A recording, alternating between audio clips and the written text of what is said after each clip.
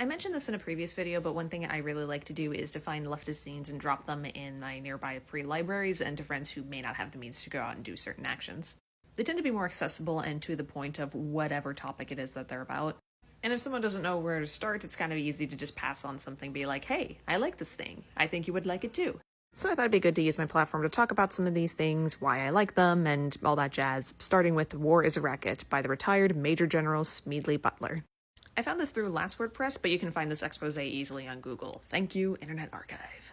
Butler served in the military for almost 34 years and at the time was one of the most decorated Marines with 16 medals, including 2 Medals of Honor. Through his time in the Boxer Rebellion, Banana Wars, and the First World War, just to name a few, he noticed his service wasn't for the people and protecting democracy, but for war profiteers at home, from bankers to oil companies and even fruit companies. A gangster of capitalism, he called himself as he looked back on his military career. In fact, in a magazine issue of Common Sense, he looked back on it like this. Looking back on it, I might have given Al Capone a few hints. The best he could do was to operate his racket in 3 districts. I operated on 3 continents. After his retirement, he devoted a lot of time to advocating for veterans and, of course, anti-war lectures, which is how we get this darling expose, War is a Racket. Here he breaks down how big business has reaped the benefits with millions in profits in warfare, while civilians abroad had to pay the price with their homes being devastated and the ones at home were basically being forced to pay bonds, while the soldiers who lived to make it home were basically destroyed mentally and physically, especially after the First World War. And as the world was slowly but surely approaching the Second World War, Butler couldn't help but notice, were these costs even worth it?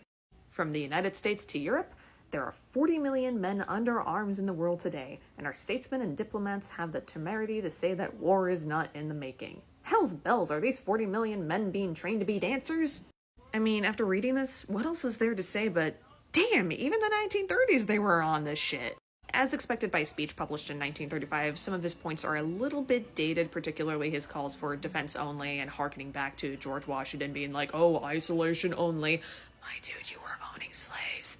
Anyways, and you unfortunately also have to bear in mind that Butler passed away in 1940, and so he didn't see nearly how bad it got with the Second World War. I can only imagine his reactions if he lived to see what the Manhattan Project was.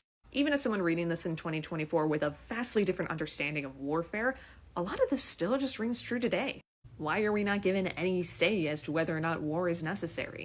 Why do the profiteers get to take in millions while we're basically scrambling to survive? And when can we break through the propaganda that's coercing our loyalty to our country? Not much else I can add on eloquently, but just hot damn, recommend it.